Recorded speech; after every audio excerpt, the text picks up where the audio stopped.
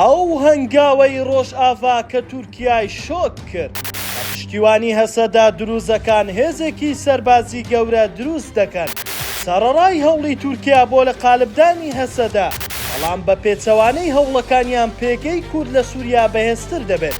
دوای ئەوەی دەسەڵاتی نوێی دیمەشق دروزەکانی پێڕازی نەکرا، لە هەنگاوێکی نوێدا لە پارێزگای سویدای باشووری وڵات، دروزەکان بە پشتیوانی هەسەدا ئەنجومەنێکی سەربازیان دروست کرد کە ئامانجی پاراستنی ئاسایشی پارێزگاکەیە.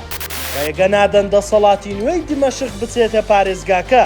بە پێی زانیاریەکان لە قۆناغی دووەم، دروزەکان بەنیازن داوای فیدراڵی بکەن. ئەحمەد شەرع و دەسەڵاتی نوێی دیمەشق پێشتر ڕایانگەیاندووە ناهێڵن هیچ سیستەمێکی لامەرکەزی و فیدراڵی لە سووریای داهاتوو دروست ببێت. ئەمەش نیگەرانی لای کورد و دروزەکان دروست کردووە، بۆتە هۆی زیادبوونی هەماهەنگی نێوان ئەو دوو پێکاتەیە.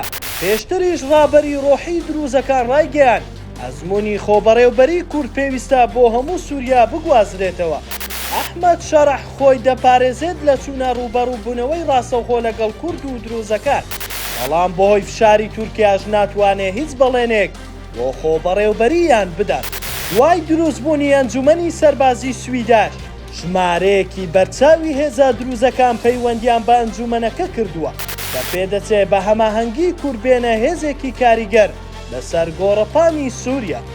جێی باسا دروزەکان ژمارەی دانیشتوانیان نزیکەی 800,000 کەس لە سووریا دەبێت، لە پارێزگاکانی باشووری سووریاش نیشتەجێت.